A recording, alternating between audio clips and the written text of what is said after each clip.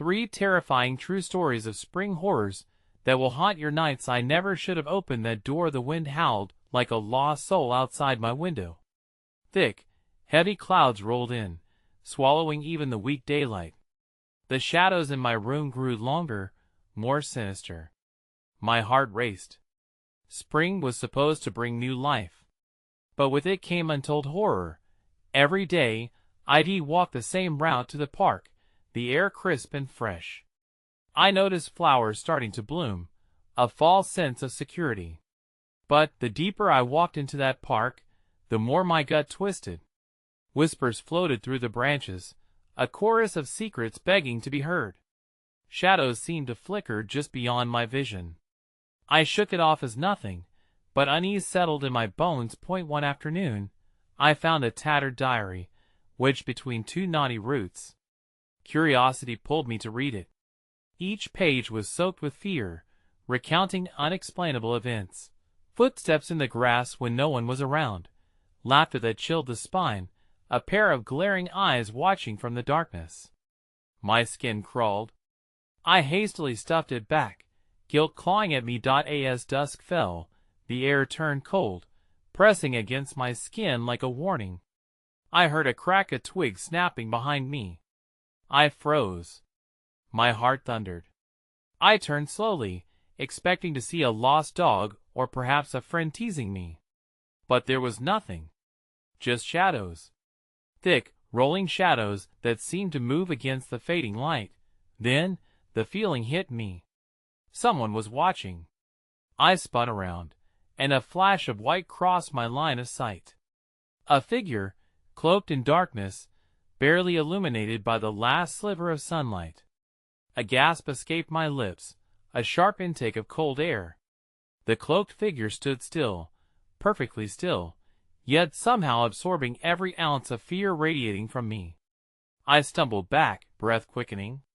I felt wind rush past me, colder than the crisp spring air, and then darkness. Silence settled like a weight on my chest. I backed away, every instinct screaming at me to run.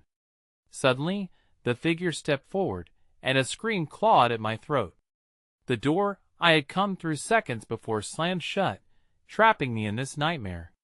Hey, before we continue with this amazing story, I need to give you an important heads up. Many subscribers have reported that YouTube unsubscribed them without warning. Take a quick second to check the red button below to make sure you're still subscribed to the channel. I'd hate for you to miss any of the exclusive content coming soon. And while you're there, smash that like button. It really helps me out with the algorithm. Oh, and tell me in the comments, which city are you watching from? I love getting to know every amazing person who's part of this community. Your participation makes all the difference. Let's connect. The silence that enveloped me felt unnatural, as if even the earth had decided to hold its breath. The cloaked figure remained motionless, giving nothing away, dark and all-consuming. I could hear my own heartbeat thundering in my ears, a sinister percussion that matched the rhythm of my rising panic. My mind raced, concocting a million, hungry and alive. Then, the scream turned into laughter, a cacophony that echoed around me, filling the woods with terror and teasing any sense of escape. As I scrambled to my feet, the forest exploded in a whirlwind of shadows closing in from all sides. My entire existence paled in comparison to the darkness surrounding me. Just as I regained my footing and prepared to bolt again, I heard the girl's voice rise amidst the laughter. "You're one of us now!" In a blinding flash, darkness enveloped me once again, pulling me into its depths. The last thing I sensed was the weight of 1,000 gazes, piercing through the void, and then silence. I didn't awaken to the gentle caress of dawn, or the sweet sounds of nature. Instead, I lay on the ground, a chill seeping into my bones that felt unnatural. The suffocating silence had returned, pressuring my chest and pushing my heart to a frantic rhythm. As I opened my eyes, the pale light filtering through the trees revealed a disorienting landscape, twisted and contorted as if the very essence of reality had succumbed to madness. I pushed myself up, bracing against the rough forest floor. The air was thick, stifling, and my breath came out in shallow gasps. My limbs trembled, not from exhaustion, but from unnameable dread. I remembered the cloaked figure, the girl, and the laughter that echoed through the woods like a taunting memory. Where were they now? I glanced around, meeting the hollow stares of countless trees, their gnarled trunks twisting upward like skeletal fingers searching for the sky. They felt alive, secrets pulsing in their bark. Whispering voices threaded through the underbrush, too far away to understand but close enough to evoke a sense of paranoia. I could almost hear my name being called, fragmented and distorted, mingling with the whispers. Struggling to my feet, I felt the ground tremble beneath me, as if the world itself was becoming restless. I had to move, find a way out of this maddening place before the darkness caught up with me again. The oppressive atmosphere pushed me forward, deeper into the forest where the shadows clung to me like a shroud. As I pressed on, an uneasy feeling washed over me, thick and intangible, as if unseen eyes were tracking my every movement. A distant rustle caught my attention, something moving within the underbrush. Panic resurfaced, clawing at my throat, but my legs propelled me toward the sound. It was a faint whimper, almost human. Crouching low, I pushed through the dense foliage until I came upon a clearing. In the center, illuminated by a narrow shaft of light, lay a small boy, no older than 8. His features were drawn, eyes wide and glassy, staring into the void. His body shivered, tremors racking him like he was caught between realms. I knelt beside him, ready to grab his shoulders and shake him awake from whatever nightmare held him captive. But as I reached out, he turned his head slowly toward me, an uncanny smile spreading across his face. "They'll come for you, too," he murmured, his voice breaking. "You have to run before they know you're here." Who will come?" I demanded, a mixture of fear and concern igniting in my voice. The boy's eyes were wide with a strange knowing, the sparkle of sanity fading, replaced by something unspeakable. "The shadows, they play with the lost, and I think you're lost," he said, each word punctuated by another shiver that rushed through his small frame. "You have to go back." Before he could finish, the ground beneath us quaked violently, and the trees whispered in a frenzy. I heard a low, guttural growl emerging, sending a violent shiver through me that made me want to scream. The shadows around the clearing began to twist and writhe as if they possessed a will of their own. Without thinking, I backed away from the child, but he reached out with a feeble hand, still smiling, but the innocence had drained, replaced by something more sinister. "They've come for you," he whispered, voice cracking, "and they're hungry." Suddenly, darkness snatched him from view, and I stumbled backward, watching in horror as shadows erupted from the earth, enveloping his figure in a writhing mass. His laughter echoed in a fragmented sound that twisted into cries, wrapping around me like barbed wire, drawing blood with every second my heart raced. I turned, scrambling away from the horror unfolding in the clearing, the shadows snapping at my heels, hungry and relentless. As I sprinted through the trees, panic surged through me, fueling my desperate bid for escape. I had to find the edge of the forest, had to get to safety, but the shadows danced closer, an ever-looming threat that hung in the air like a noose. Just as I broke through the tree-line, ecstasy surged through me. I was almost free. But then the laughter returned, mingling with the whispers that echoed my name, seductive and demanding. "You should have never left." A chilling sensation gripped my heart as I turned to face the woods one last time.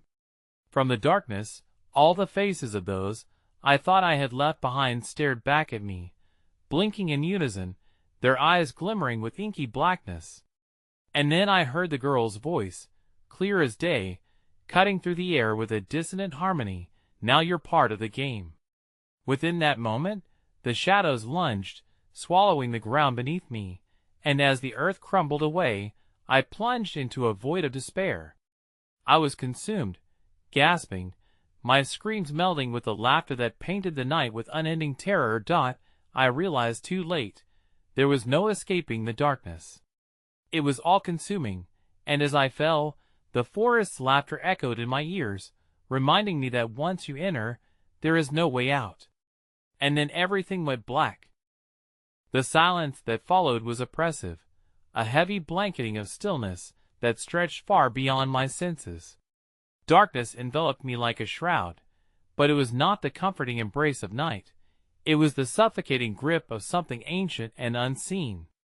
I was adrift in a void, an all-consuming absence, where even sound seemed to tremble in fear of being devoured.